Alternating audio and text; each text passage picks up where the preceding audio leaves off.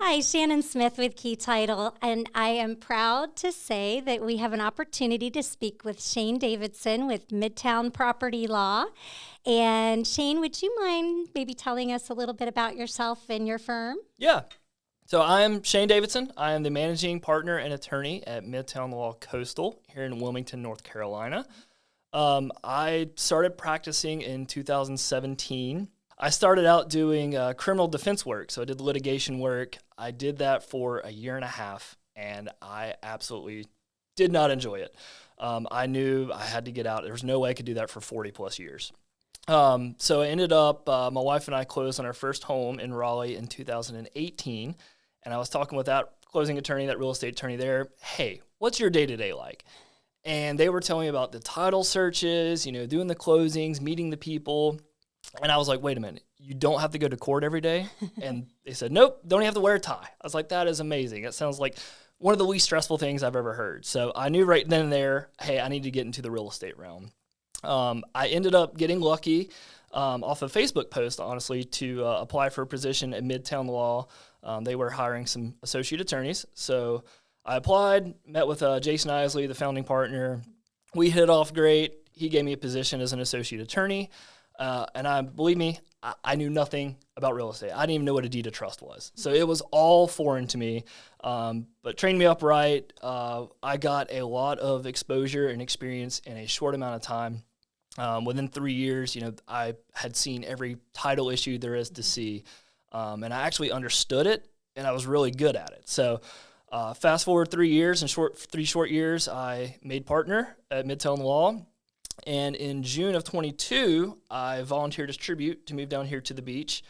Really had to convince my wife a lot to come down here, but moved down to the beach here to open up and run our coastal firm here in Wilmington. And we brought on the likes of Dan Rizzo and attorney Robert Calder with us here in Wilmington. So there's us three attorneys, and then we have 5 wonderful, amazing paralegals who make us look good. We Midtown Law. We have our office here in Wilmington, an office in Raleigh. We opened up an office in Boone, Greensboro, and Charlotte. So we literally cover mountains to sea, anything real estate related, commercial, residential transactions, business formations such as LLCs and partnerships, and even estate planning. So we kind of do it all, and we do it right. So Very good. Yeah. Well, I know I'm coming up on 30 years in the business, and I'm still learning. So when you talked about that learning curve in the beginning, the fact that you had that volume, I think, was super helpful. And so, I know that that's very important to agents, to have somebody that has the experience. And when you're with a larger firm like that and you have that volume, you really gain that experience, which is great. Yeah. I mean, like I said, I went through trial by fire. I mean, we went through every title issue there is to think of. It also helps in our Wilmington office having the likes of the older senior attorneys. I mean, between the two of them together, they have 100 years of experience. With me, it's 106 years. So it's really nice having them together too, just to be able to bounce ideas off of each other. And like I was telling you earlier, moving down from Raleigh, I knew nothing about any kind of water rights or boat docks or anything like that. So some of the coastal issues here, having them experience down here is really helpful to be able to understand and know how things work, in different parts of the state. That's wonderful. Well, I know one of the things that we were really excited to talk to you about was estate matters in general. And we've had a number of agents ask us about different situations. And one of the biggest that we hear about is when they go on that listing appointment and they start hearing things, they start, hearing some red flags. And you have the different scenarios where they'll walk in and, the person is passing away and they haven't settled everything, or the person has already passed. And so what they ask us are, what are good questions to ask in that particular scenario to try to get ahead of and get as much information as possible, gather it for you so that you can do what you need to do. So maybe you could walk us through what would be best for the agent to do when going into that scenario. Yeah, I think it's really important for agents to understand the process of the estates, and to be able to ask, again, the right questions at the outset. It's important for that because, kind of what we see sometimes is where the homework's not done, the questions aren't asked. They go under listing, it gets to the closing attorney, we do the title search, and we find through the estate that there's, an estranged family member who they haven't seen in 10, 15 years or never heard of. So we tell them, hey, this person needs to sign, and well, it turns out that person either can't get a hold of or they don't want to sign, and the deal falls through. So I think it is important for agents to ask these questions at the outset to gather the information to be able to navigate through the process and to make it easier for a smoother closing for that. So one of the questions I think you should ask agents is, when did the decedent die? I think it's important to know when they died first. Did they die last week? Did they die last year? Or did they die, in 2017? You don't know that, but it's important to know, because if they just died, an estate process has to be open. The probate process has to go through the court. So you need to make sure that the clients are on the ball getting that rolling. If they died, after prior to 2 years, after 2 years, then there's some wiggle room on what needs to happen. Of course, for us, the closing attorneys, to kind of decipher that and make sure, but it's important to know when that person died. The next question you want to ask is, where did they die? Where did they die? Did they die in New York City? Did they die, a resident in Guilford County? It really determines, where that estate needs to be filed at, because generally the estate needs to be filed wherever the property is located. So if they're trying to sell property here in New Hanover County and they died in Guilford County and the estate was open there, well, you got to make sure that copy in Guilford County is certified down here in New Hanover County. So likewise, if they died in a different state, they may have had an estate opened up there in New York or something like that. So it's important to be able to get that transferred down here where the property is located to be able to properly transfer the title. I did have a question around that. So I know one of the things that comes up often is a will has been recorded, but we're not sure if it's been probated. So maybe you could talk to us about the difference between just a recorded document with signatures versus probate. Yeah. So a will, everybody knows what a will is. It's the decedent's last testament to direct where the property goes to when they die. It's important to have a will in place. Even by itself, it's not effective to transfer title. So you may find a will and, it lists out that, John Smith gets everything on the property, but that's not effective to transfer title unless or until it goes through the probate process.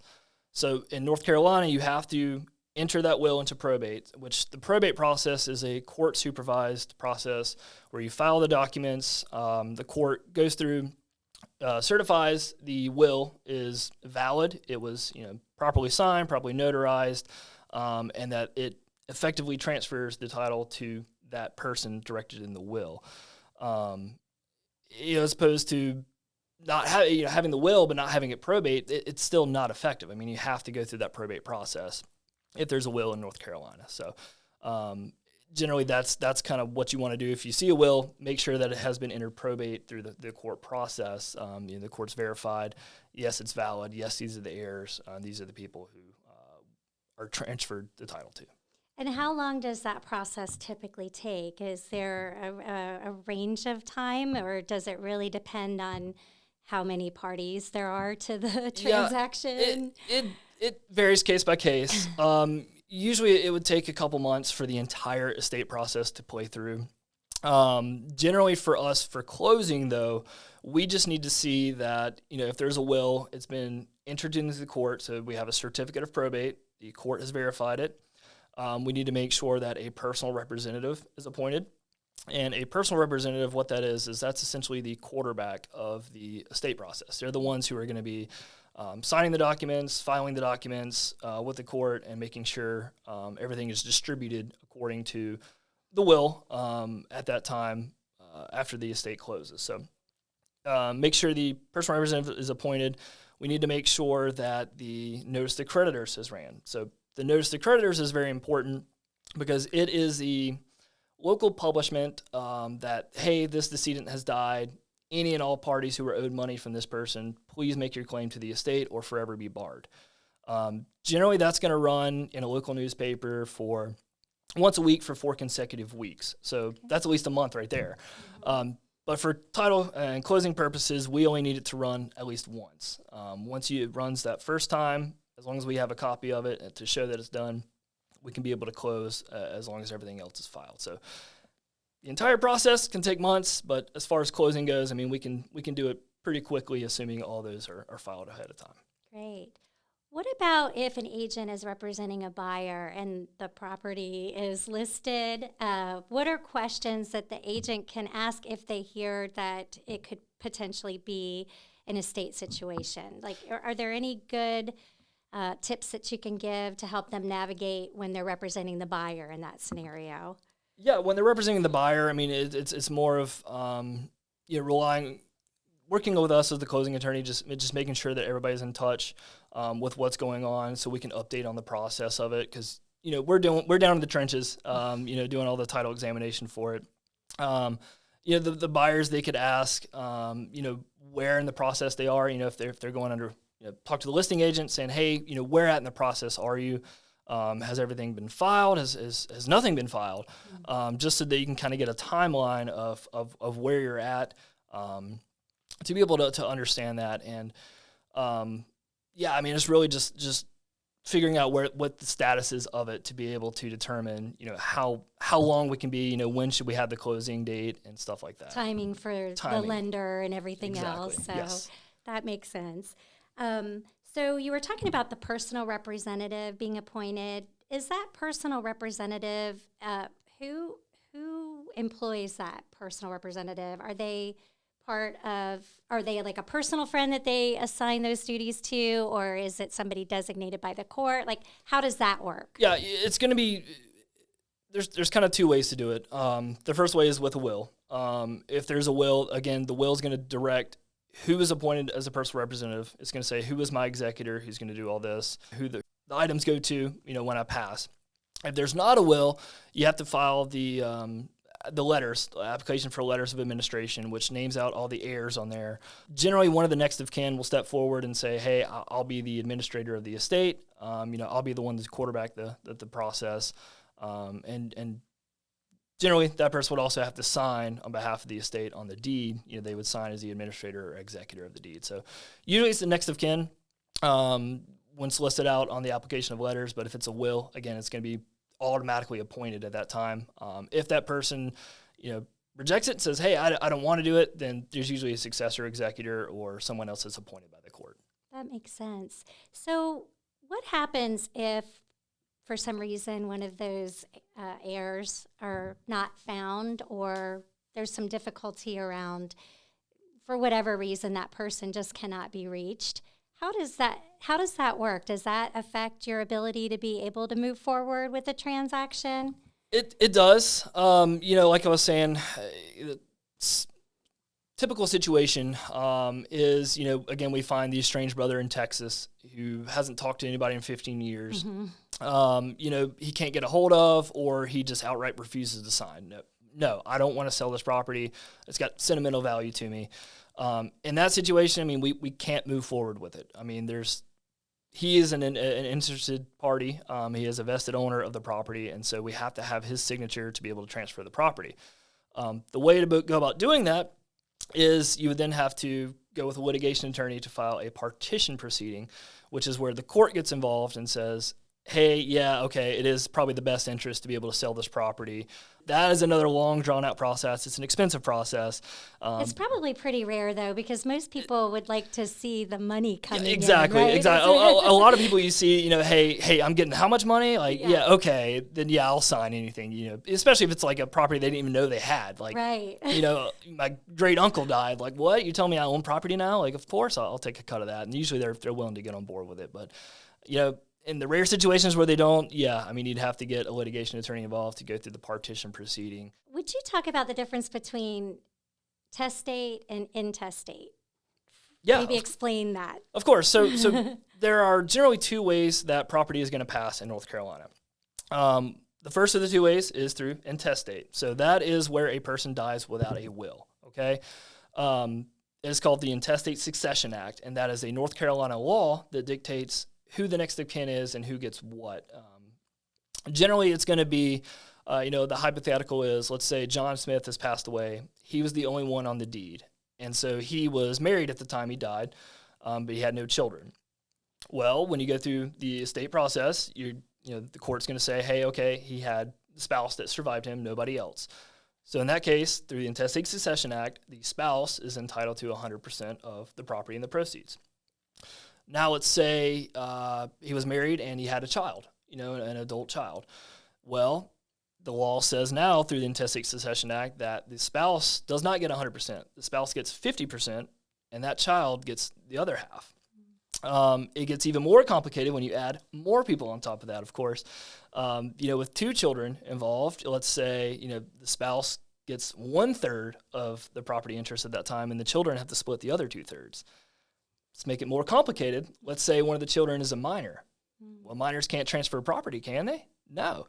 So then you have to get the guardianship appointed through the court system, and then the court has to make sure that, hey, it's in the best interest of this child to be able to sell the property. So again, knowing these questions ahead of time, asking, hey, who are the heirs of this property? Do we have the will? Who is it that this is being directed to? If there's not a will, who are the surviving, heirs of this property? Do they have kids? Are any of them minors? Because knowing all of that ahead of time, you can jump on it before you go under listing to be able to get it taken care of, prior to it, so that we can get it closed sooner though. So that's generally the intestate part of it, where you die without a will. Mm-hmm. The second part is if you die with a will. That is dying testate. So with that, the will, again, we know what that is. That's the direction of the decedent telling, hey, when I die, this is how I want my property to go to. One of the hypotheticals here, let's say, the billionaire owns a fortune. He has all these no good, dirty, rotten children. He doesn't want to leave them anything. His best friend, Mr. Butler, he wants to leave everything to. He wants to leave his fortune to. He can do that in a will. He can literally state in his will, hey, when I die, I leave all my residue, all my real estate property to Mr. Butler. My kids get nothing. You'd be able to do that with a will. Now, on the flip side, let's say he died intestate without a will.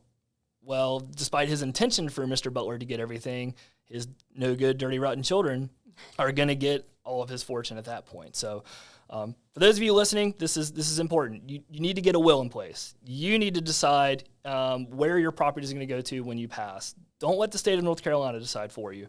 It's important to get a will in place. And shameless plug here, we do estate planning, so please feel free to reach out to us. Give us a call, shoot us an email. We can help get you an estate plan in place so that you can then rest easy knowing when you pass that it will go to the right people and not let the state of North Carolina decide. That's so great. That was going to be my next question is, what can people do to get ahead of it and help point their clients in the right direction so that they don't get to the stage where you're doing this right before closing. And it's to be super clear in the beginning with the will and go through an attorney that can help them walk them through that process. So that's great. So who are the heirs and devisees? Are any of them married? And that goes back to one of the things that you mentioned earlier. So in the scheme of things, figuring out who those people are, how do you go about finding out who the heirs are? I mean, I know the agent can ask good questions. They'll ask, but they may not know about the distant relatives. So how do you go about doing that and doing that process of searching that? Yeah, that's a good question. So of course it's easy. Everything's easier with a will. Again, getting a will in place is nice because it mainstreams everything. But the will is going to dictate, who are the heirs? This is who I leave my property to. Those are the people that need to sign. So the will's easy. It's written out there. When they die intestate with no will, that's when it gets a little complicated. I think at that point it's important to ask the seller or whoever the representative is of the seller to say, hey, who are the relatives of this person? Were they married at the time? Did they have children? Did they have stepchildren? Did they have aunts, uncles? Are their parents still living? It would really help to kind of have them paint a family tree for that matter. It's kind of say, hey, are the parents living? And kind of go down the tree at that point. If any of them have predeceased, they really wouldn't be willing to share into the estate. But it's nice knowing, I think a family tree would be very helpful at that point to have the seller fill that out to be able to know, hey, okay, these are the errors here that we need to focus on. If they forget the estranged person, that's kind of a different story. But I think the family tree is the best way you can do it at the outset to be able to understand and know who you think the heirs are. And it's important to know if the heirs are married, because again, in North Carolina, as soon as you acquire property, any marital interest you have automatically attaches. And when that person dies in North Carolina, the title vests automatically in the heirs at law. So that marital interest is going to attach. We're going to have the marital interest signed off on as well. So make sure you know who the heirs are and that you figure out if they're married or unmarried at that point. What about unpaid taxes? Is that ever an issue, or is that for maybe larger estates? Or do you ever see anything around taxes and settling the taxes around estates? Yeah, usually that's done through the estate process. If there's unpaid taxes, again, on the property, we will then find that in the title examination. Of course, taxes have to be paid at closing. Typically, we put that on the settlement statement when we do close, and it's paid out of the proceeds at that point. But yeah, any kind of unpaid taxes, it's generally settled before closing at that point. Is that the same thing with that notice to creditors? If anybody comes forward, I'm assuming that has to be part of the process too. Yeah, the notice to creditors is more for, unrecorded liens or anything like that. Credit cards or something like that. Any kind of funeral costs or anything, people can, hey, we don't have a recorded lien, but hey, John Smith owed us money before he passed. So we're going to bring a claim towards the estate to get paid, out of those proceeds there. So that's generally how the notice to creditors works. It's a publication in the local newspaper where anybody and everybody who's owed money from the decedent can then come forth and say, hey, I'm making a claim because he owed me, $1,000 for, an unpaid loan or something like that wasn't recorded. So generally that gets taken out through the estate process. And if you have an estate attorney involved, they'll help get all that settled. Us as the closing attorney, when we review the estate file, we'll go through, and if there are any unpaid claims in the estate, we will have to collect those at closing, and we'll put them on the settlement statement to get them resolved. If the seller never had a will, they haven't done anything around probate yet, what would you say to the agent at that point around what would be the first best thing to do to get the property where it needs to be able to sell? Yeah, so if you have a seller and there's not a will, they haven't really done anything, I think it's important to get an estate attorney involved. They will help guide the process. They will help file all the paperwork, and they'll make it more mainstream. Absent that, doing the homework and, again, making sure, when did this person die?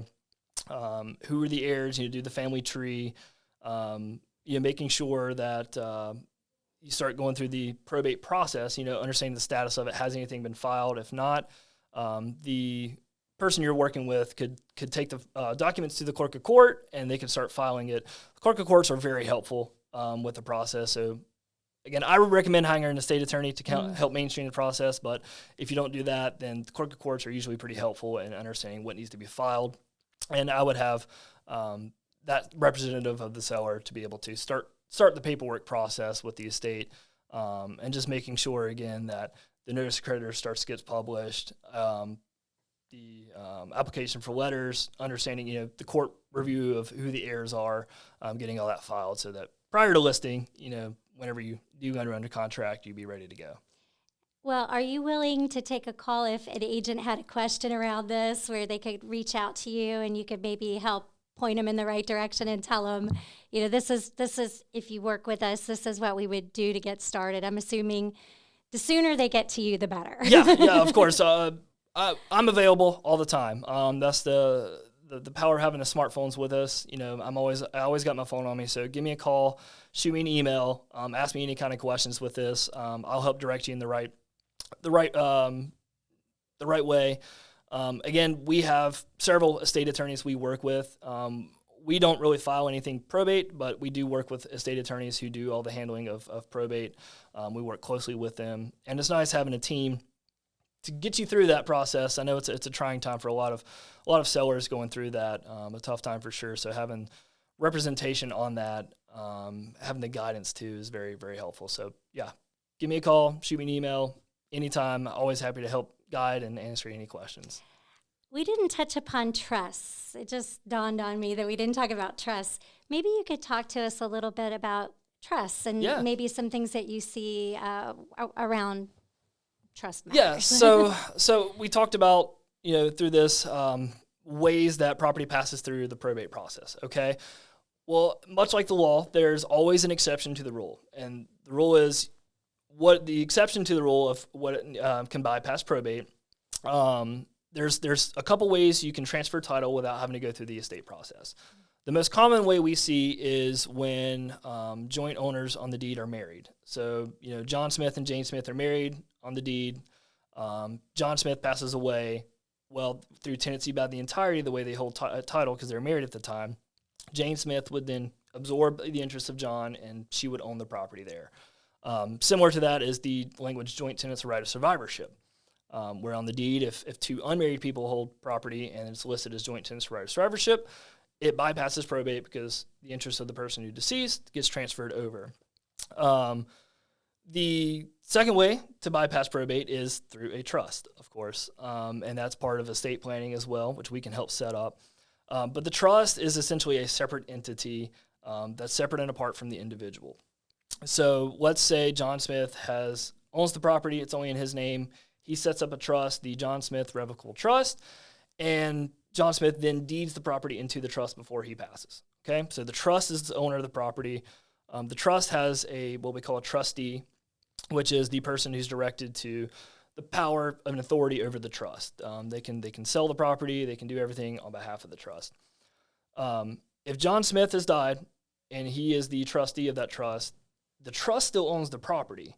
And usually in his trust agreement, he's going to have, hey, my successor trustee is, Dan Smith, my son. And so at that point, Dan Smith, as the trustee, the successor trustee, is then going to have the rights of the property because the trust is still the owner, and him as the trustee has the power to transfer at that point. So trusts are a very good way to be able to transfer property outside of probate, having to do the will or no will. So it's important, if you don't get a will in place, think about putting in a trust. There are several other factors that benefits of having a trust. And well, I know that was quite a wealth of information. I think that's great, and I know the agents will really appreciate it.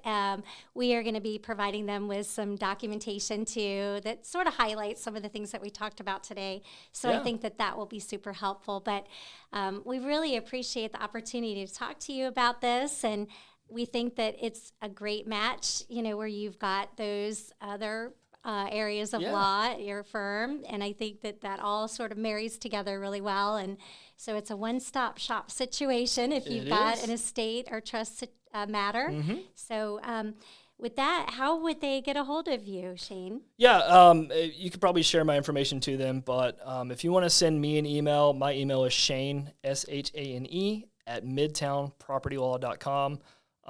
Again, I'm always checking my email, always got my phone on me, so shoot me an email. Any questions, I'm always happy to help and direct you in the right way. If you do want to set up an estate plan for yourself, let me know. We'll get together and discuss, see what's a good fit for you. So, fantastic. Thank you so much for your time. Perfect. Thanks for having me. This has been great.